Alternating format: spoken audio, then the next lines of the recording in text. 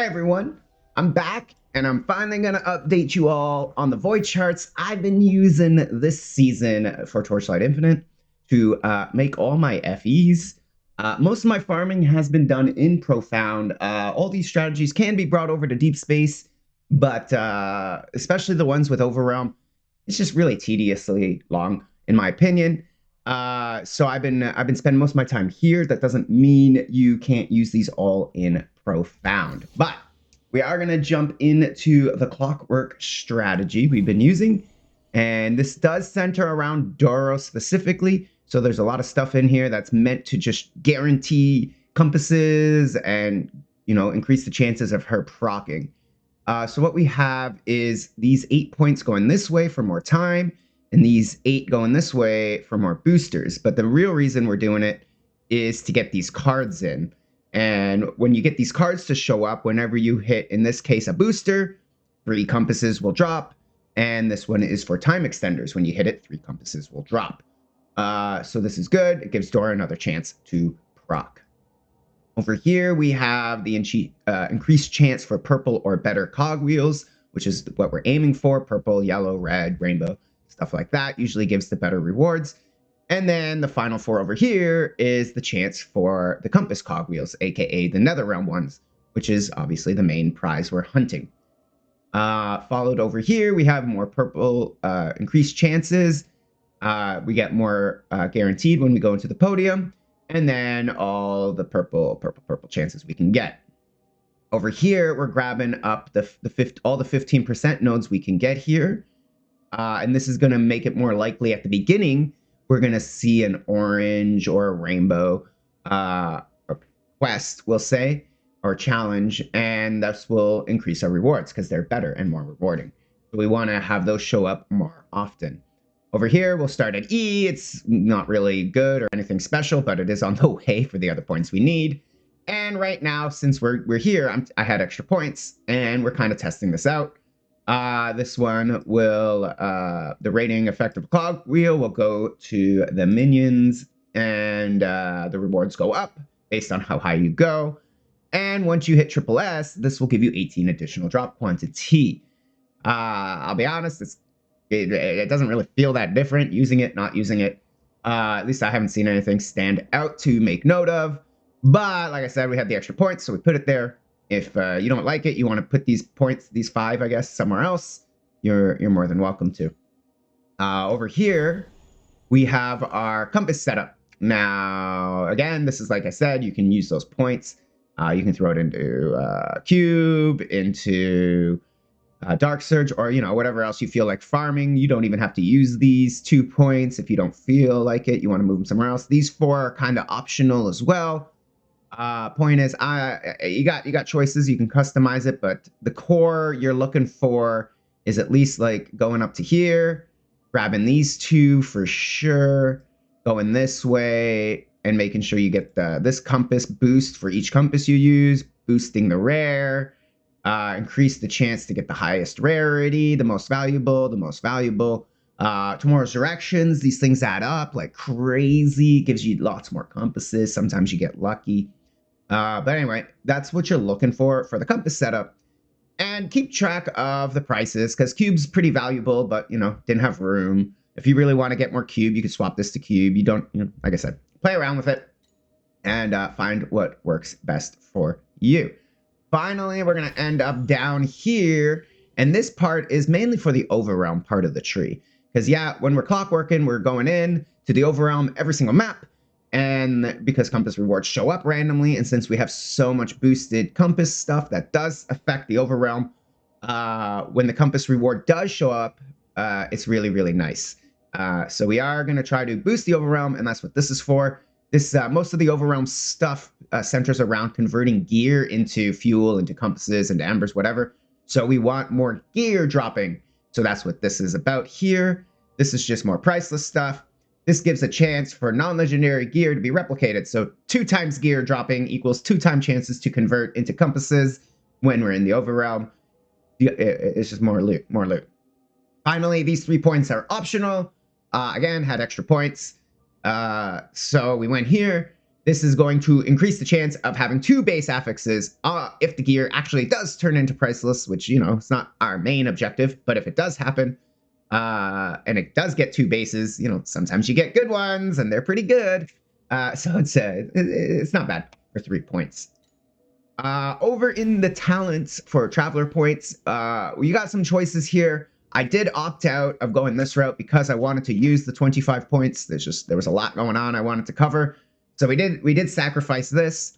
We are still using the 30% drop quantity, but you only have 1 life. So if you do die a lot, you can't complete the map, so on and so forth. You probably shouldn't use this. Other recommendations, if you can't do this one safely or comfortably, would be using this for some more drop quantity. Instead of 30, you want to get 10. Or you can use this one for rarer cards to show up, because the rare cards are kind of what gives you the juice more than the compasses. So rare cards are good when you see them. And then the other thing we have currently is 10% chance not to consume the compasses when starting another realm stage, because, well, we're farming compasses, so we want to save as many as we can, and this gives us 10% to go in for free. That's pretty good. Again, if you don't like it, you can switch it for rare cards, more drop quantity. You can sacrifice 25 points, put this one in. You got lots of wiggle room, but this is what I've landed on for enjoyment. All right, we're going to jump in a map. We're going to show you the compasses and all that goodness. So right away, we are probing it. We are going to use the compass probe. Alternatively, we can use the drop quantity probe. Both work. We are going to use the Generous Elite. This is going to boost all the rares. This is mainly for the Overrealm. Putting this in makes the Overrealm extra spicy. It's really good if you like running Overrealm. Doesn't do that much for Clockwork, but once in a while there are rare Clockwork minions that spawn out. The doll secretaries come out in rare form, or the perfect doll secretary as a boss, and this does boost it, but honestly, it's not the biggest thing for Clockwork. It's more so for the Overrealm. We are going to use this compass. This is 10% chance to become more valuable type of compass. This is mandatory if you're compass farming. You don't want a bunch of blue crappy compasses. You want legendary compasses that are good. So absolutely mandatory, or don't bother running this. Now we're over down here. This is the Clockwork compass. We are using the legendary one because, you know, why not? It's pretty consistently good, even in Profound. It's still breaking even or making money, no problem. You can use the purple one if you want. Purple one's pretty good too, especially for how cheap it is in comparison. You're never going to lose money using the purple one. It just may take you, you know, 2 or 3 more maps to even out. Sometimes you'll hit like nothing. Sometimes you'll hit a lot with the purple one. This one's a little more consistent, but it's not guaranteed. You can still have duds using the Lego. So, you know, approach with caution. All right, finally, for the last slot in the compasses, we are still using the blue hunting compass. And the reason is it gives the boss a chance to drop 3 compasses. 3 compasses drop. They're crappy ones. Sure, it says blue or whatever. But then Doro does her thing. And when Doro does her thing, she doesn't care. And she'll give you legendary ones and stuff. And it's really fun. So, and, you know, the price is really cheap comparably. Alternatively, if you don't like doing that, you can go strength in numbers. It's the same thing. It'll boost the Overrealm a lot more than it boosts the Clockwork, but still pretty good. We can use Sinful, either one of them. Problem with Sinful, kind of expensive, 30, 60 bucks or more. It gets a little pricey. I don't know if you're guaranteed. Like it's hard to price it because you can have big explosions without Sinful. You can have big explosions with Sinful. I don't know how much bigger they are. But it's never a bad idea, especially if you have a nice juicy card, you know, up your ante a bit. If you have a shittier card, you can down your ante. But these are your options for the last ones. Once again, you got the 2 Sinfuls, you got the strength in numbers. You have, you can put another one of these compasses in, depending on what you want to do. Honestly, these are not that great. They're kind of bait, but you can throw them in, have some fun. You can throw in the priceless stuff if you want to lean on that more. Get a lot of priceless in the Overrealms. These are really, really cheap, comparably to other options that I'm recommending. And yeah, that's about it. And if you really want, I guess you could throw a war in if you want. I don't think it's necessary. You go pretty fast, but if you really want, you can throw a war in instead. But I highly recommend the blue compass based on its price. Now, if the price goes up above $3, $5, not really worth it. You know, look at the other prices, and depending on what card you have, you know, play around with that last compass slot. Woo! All right, that was a lot to go over, wasn't it? All right, we're going to jump into the map. We're going to show you some gameplay for those who are interested. For those who aren't, hopefully the information was good enough. The pets we are using, obviously, are Doro. The second, the purple compass pet. And then for the last pet, you can do whatever you want. You can use a Kong, Cold Daughter, whatever, all that stuff. I use Cold Daughter. I think it's, you know, I pick Cold Daughter in everywhere. I don't think I ever take Cold Daughter out. I don't own a Chalk. So there you go. Those are the pets. Here's the gameplay. You go in. If you have Alice, you're going to just kind of not even read this and just look for orange or better. You find an orange. Make sure some of the oranges are really bad. So don't pick them if they're bad, but this one's okay. So you pick it. You're good to go. And then that's it. Now you clockwork. Once again, this is just profound. And the reason I do it is because the end result, from what I've noticed, is more or less the same. Remove. Give me a second here. More or less the same. And wait, why am I doing it? Anyway. The only difference is you get better in the map part of it is better, obviously, in deep space. You'll get more drops in the map part. You'll get more drops from the overrealm part. But the clockwork part itself, it seems same-ish. You either get big explosions or you don't. I don't think they're that much bigger when you get the big ones, from my experience. But what I do notice is it does cost about 10 times more to go into a deep space map. And it takes about 4 times longer to do. Not because, oh, I have no damage and I can't kill things. It's literally the maps are just that much longer. And if we're going into the overrealm, you can see the problem.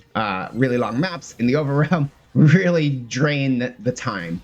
So because of that, I do spend most of my time here in Profound just because I like the maps. I like the faster gameplay.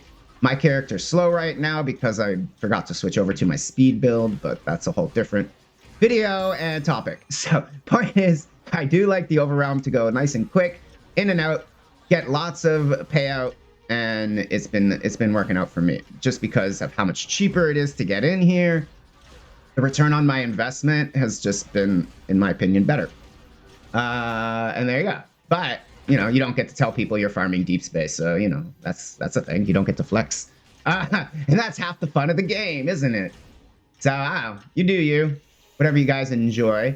But I'm gonna keep running it here personally, and that's it. This is the gameplay. It's a little long. That's why we put it at the end of the video instead of the front, especially because of the overrealm. You can, and I sound like a broken record, but you can only imagine how ridiculously long this would be if this was a deep space map. All right, guys. Well, that's about all the ramble I got for you. So hopefully you enjoy the gameplay. Hopefully you enjoy the void chart. As always, I'll put the build code in the description. And if you guys have any questions, I am still streaming every day over on Twitch, which will also be linked in the description below. So feel free to join me. And if you really, really want, you got those comments down there as an option. You can dig into them and let me know how wrong I am about deep space. And, oh, no, bad. Deep space is the best. Let me know in the comments. And, yeah. So there you guys go. Hopefully this helps. I'm logging off in the chatting. Enjoy the gameplay, and I'll catch you in the next video. Happy hunting. Yeah.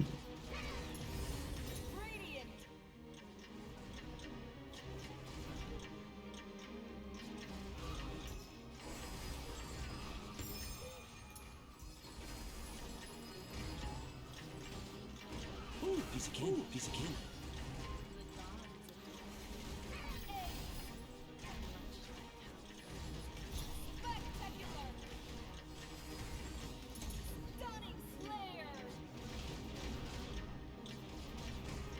Ooh, piece of candy.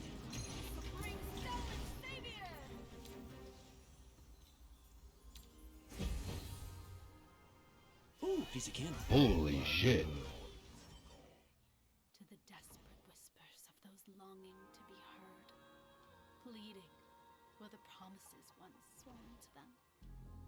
But when have the gods... All right, everybody. And there's the run. Once again, we're logging out. Happy hunting. Bye-bye.